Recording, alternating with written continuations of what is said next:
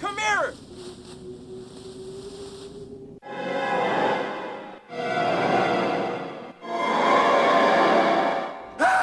You will always remember your first real kiss, your first day of high school, and the first time you were playing the original Resident Evil. The game was just unlike anything else out there at the time. I will always remember the first time I went through that door and found the first zombie. The cutscene that happened next will be forever remembered.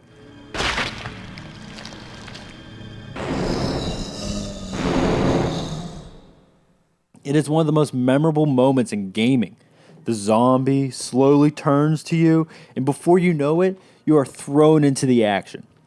This is a great metaphor for the game itself. You are a member of the Raccoon City Stars team, either Jill Valentine or Chris Redfield. Each one has their own strengths and weaknesses, and actually their own game. Depending on which one you choose, the story will unfold in different ways. If you choose Chris, you will have more strength, and Rebecca will be involved in the story, while if you pick Jill, you'll have Barry and more inventory slots. So really, you're getting 2 games in one. This game is not just one of the best in the genre, but rather, it is the game that defined the genre.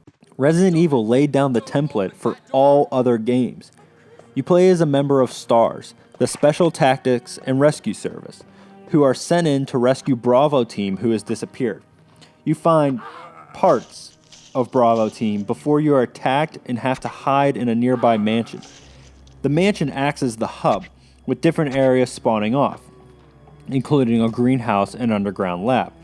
You'll go through the mansion, solving puzzles to open doors and trying to escape.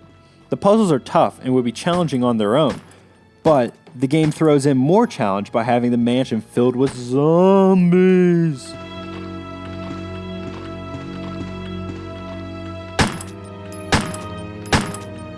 They move slow and let you know that they are there with a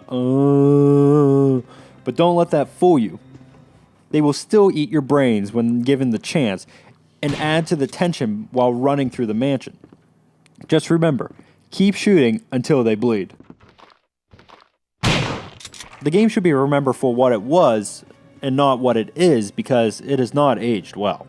Although there is something endearing about it, like watching your daughter's first recital after she has become a concert cellist. All those years do add up to make a better experience, but there is something special about the early days. The Resident Evil series has grown up from the terrible controls and weak graphics. You control the character like a tank, turning them on an axis and moving forward as the game uses fixed pre-rendered areas, strung together with classic door-opening loading screens. Many people complain about the fixed camera, but personally, I love it. It adds something. With the fixed camera, you don't know what is around the corner because you cannot see around the corner. This makes you have to stay on your toes as you move from room to room, something I feel the series has kind of gotten away from. Hey, what's going on? Jill? Is that you, Jill? What happened? The game also has great replay value, due to the fact that each character really has their own game.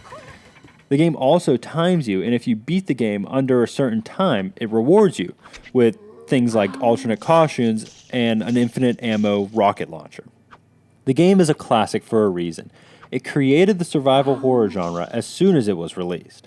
Although it has tough controls and laughably bad voice acting, the game is still a winner in my book, and is just a reminder of why the Resident series is still continuing now.